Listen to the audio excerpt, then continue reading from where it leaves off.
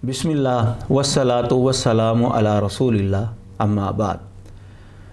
आऊज़ु बिल्लाहि समील अलीम मिनश शैतानिर रजीम मिन हमज़िही व नफ़्ख़िही व नफ़्सिही बिस्मिल्लाहिर रहमानिर रहीम। व इज़ा क़ील लहुम तआलौ इला मा अंज़लल्लाह व इलर रसूल क़ालू हस्बुना मा वजदना अलैहि आबाअना। रब्बि इश्रह ली सदरी व यस्सिर ली अमरी वहलुल उक़दतम मिन लिसानी यफ़क़हू क़ौली रब्बि ज़िदनी इल्मा व ज़िदनी फ़हमा सुबहानक ला इल्मा लना इल्ला मा अल्लमतना इन्नका अंतल अलीमुल हकीम।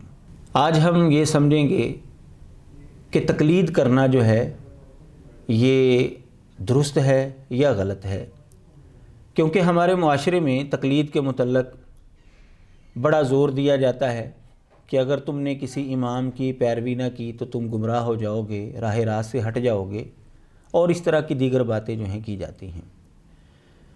कुरान मजीद को जब हम देखते हैं तो हमें ये बात वाज़ेह तौर पर मालूम होती है कि अल्लाह तबारक व तआला ने वही की पैरवी का हुक्म दिया है। इत्तबिऊ मा उन्ज़िला इलैकुम मिर रब्बिकुम। अल्लाह ताला ने जो तुम्हारी तरफ नाज़िल किया है तुमने उसकी पैरवी करनी है।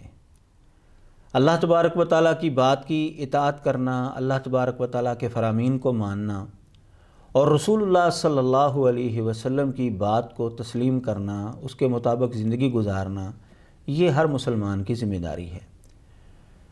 लेकिन इसके मद्दे मुकाबल तक़लीद का मसला जो है वो बयान किया जाता है, तो हम पहले नंबर पर तक़लीद की तारीफ़ समझेंगे, उसकी हकीकत समझेंगे, फिर उसके बाद हम कुरान मजीद अहादीस मुबारका की रोशनी में उसका हुक्म समझेंगे कि क्या वाकई तक़लीद करना जो है वो दुरुस्त है या तक़लीद जो है एक खाम खा का मसला जो है वो अवाम के ऊपर लागू करने की कोशिश की जा रही है। तक़लीद की तारीफ़ मुख्तलिफ़ अहले इल्म ने मुख्तलिफ़ अंदाज से की है।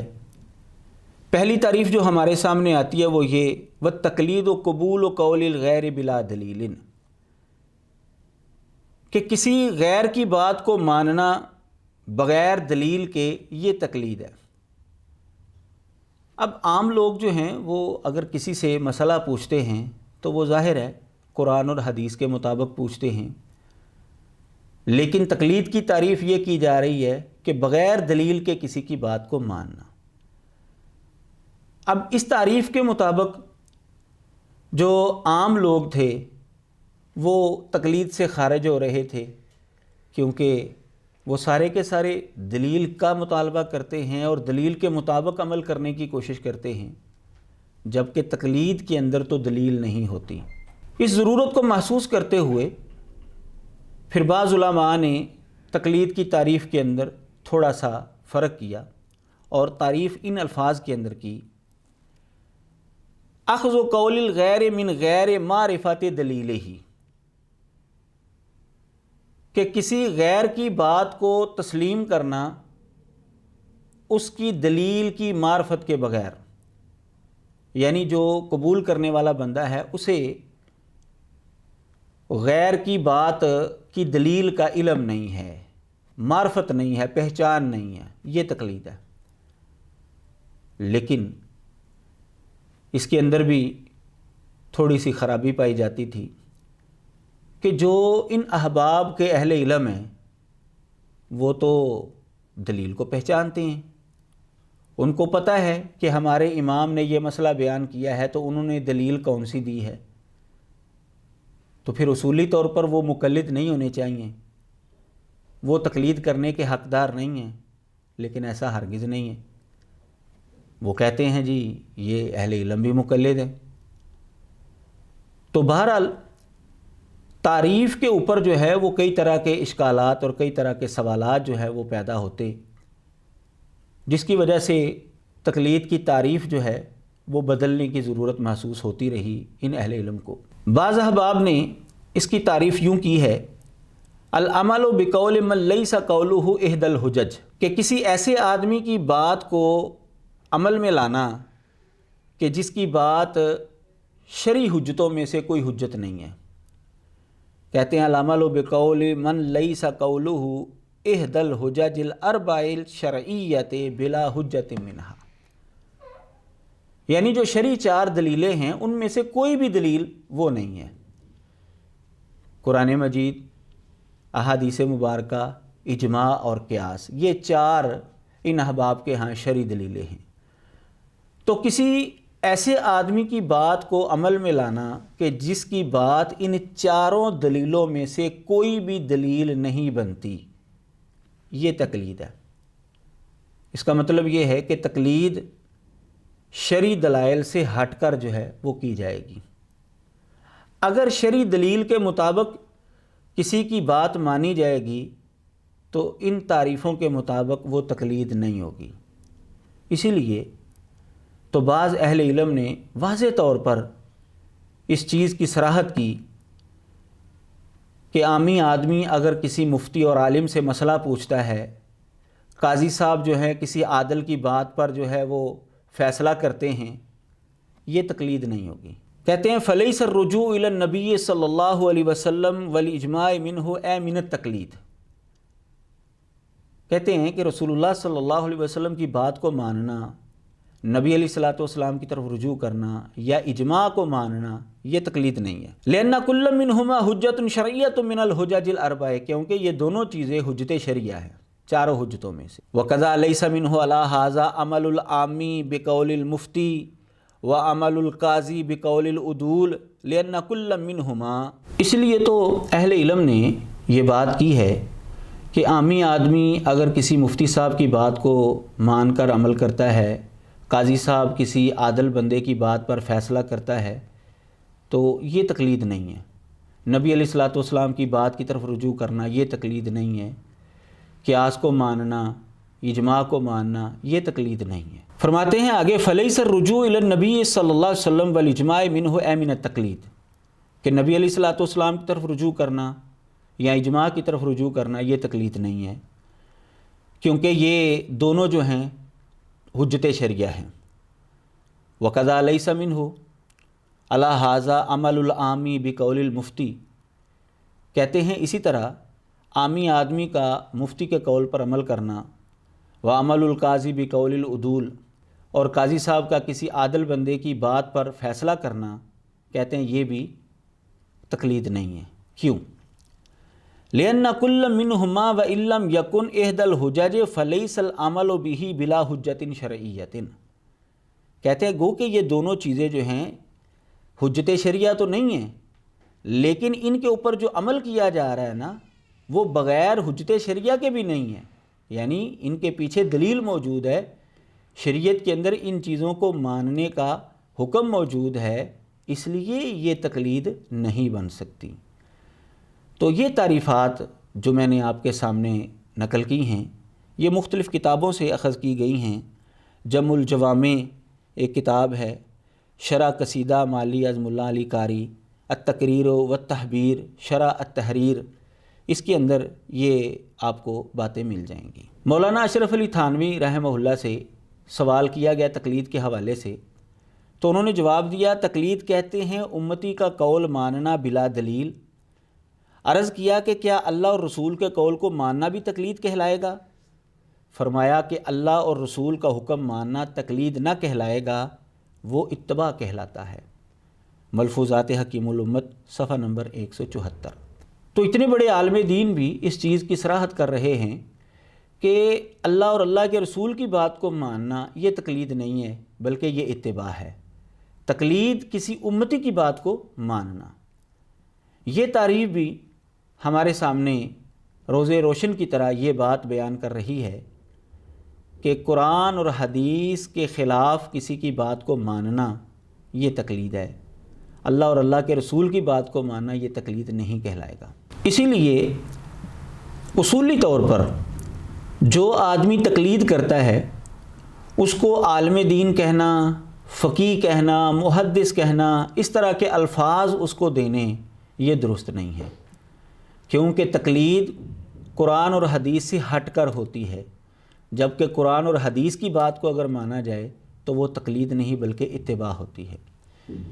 اہل علم جو ہیں خود اس چیز کی صراحت کرتے ہیں، لکھا ہے الحاوی للفتاوی امام سیوطی کی، اس میں لکھتے ہیں وَمَعْلُومٌ أَنَّ لَفْظَ الْفُقَهَاءِ وَالْعُلَمَاءِ إِنَّمَا يُطْلَقُ عَلَى الْمُجْتَهِدِينَ، کہتے ہیں یہ بات تو معلوم ہے، واضح ہے کہ فقہاء اور علماء کا لفظ جو ہے یہ مجتہدین کے اوپر بولا جاتا ہے۔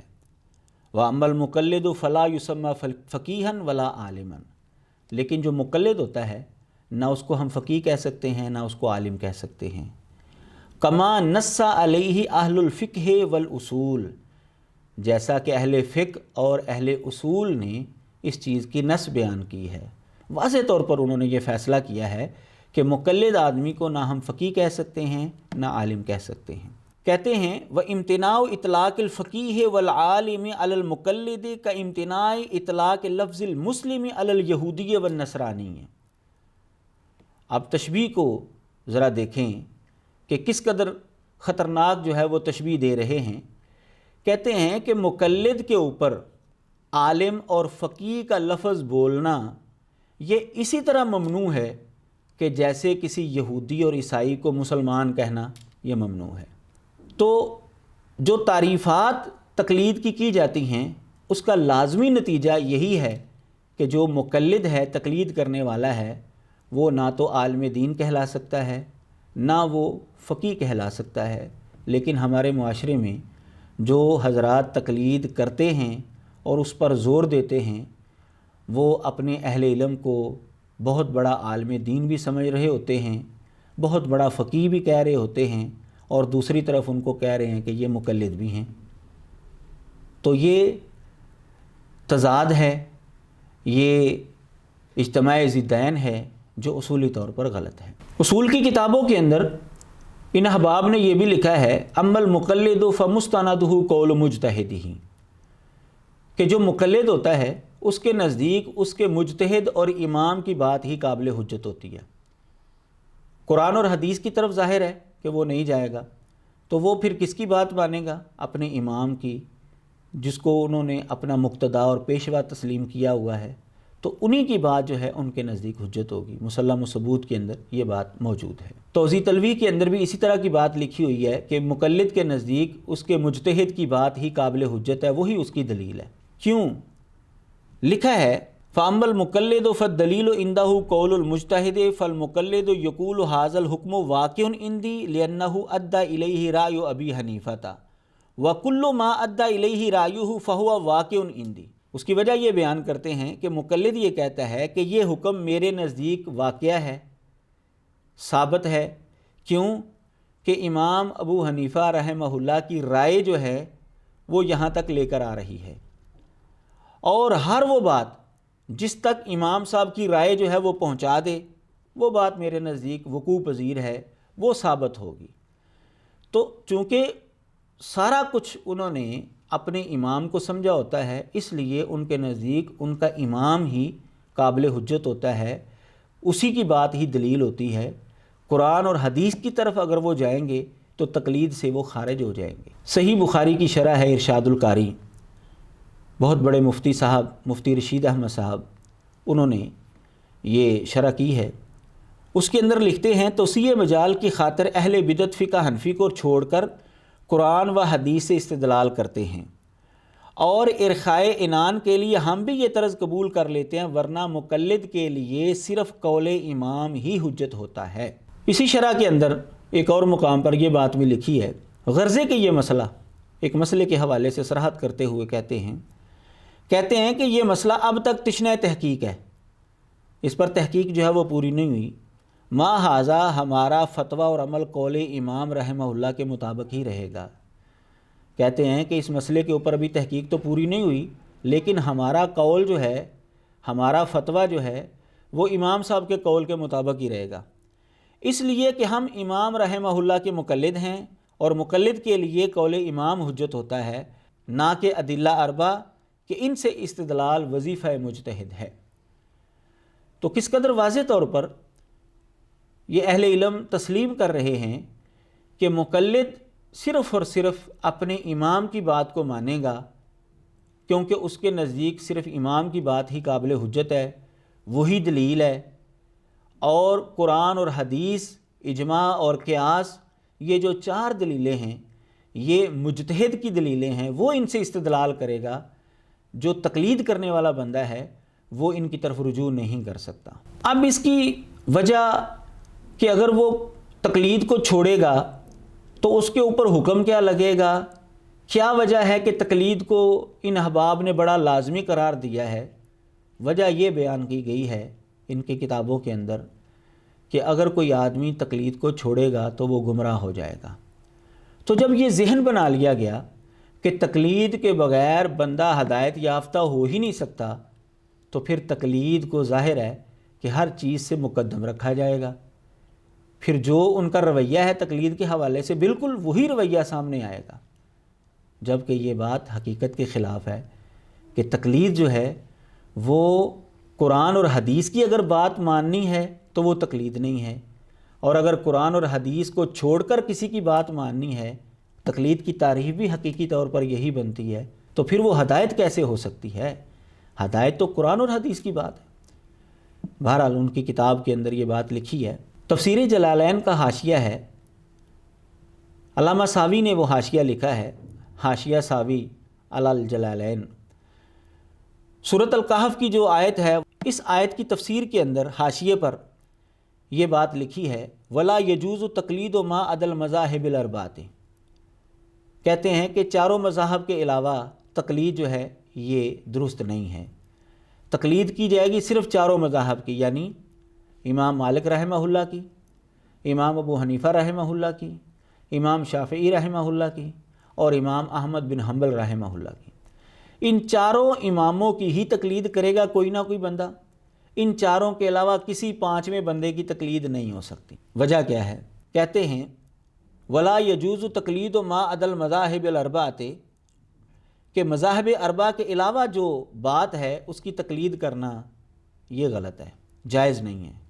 ولو وافق قول الصحابۃ والحدیث الصحیح والآیۃ، اگرچہ وہ بات قول صحابہ کے موافق ہی کیوں نہ ہو، حدیث صحیحہ کے موافق ہی کیوں نہ ہو، قرآن مجید کی آیت کے ہی مطابق کیوں نہ ہو، اگر وہ چاروں ائمہ کے مطابق ہے، ان میں سے کسی کے مطابق ہے تو مانی جائے گی، اگر ان چاروں سے ہٹ کر ہے تو اس کو نہیں مانا جائے گا، وہ خواہ قرآن حدیث کے مطابق ہی کیوں نہ ہو، قول صحابہ کے مطابق ہی کیوں نہ ہو۔ آگے اس کی وجہ بیان کرتے ہیں، فالخارج عن المذاہب الاربعۃ ضال مضل، کہتے ہیں کہ چاروں مذاہب سے جو خارج ہونے والا ہے، ان چاروں مذاہب کو چھوڑنے والا ہے، وہ گمراہ ہے، گمراہ کرنے والا ہے۔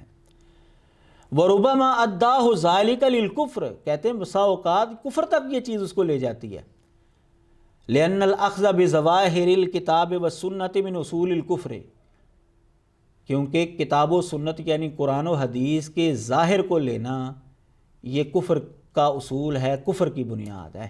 تو یہ ہے ان کے نزدیک حکم جو آدمی تقلید کو چھوڑتا ہے، کیونکہ ان کے نزدیک تقلید کے بغیر بندہ جو ہے وہ گمراہ ہو جاتا ہے، ہدایت کے اوپر نہیں آ سکتا۔ وآخر دعوانا ان الحمد للہ رب العالمین۔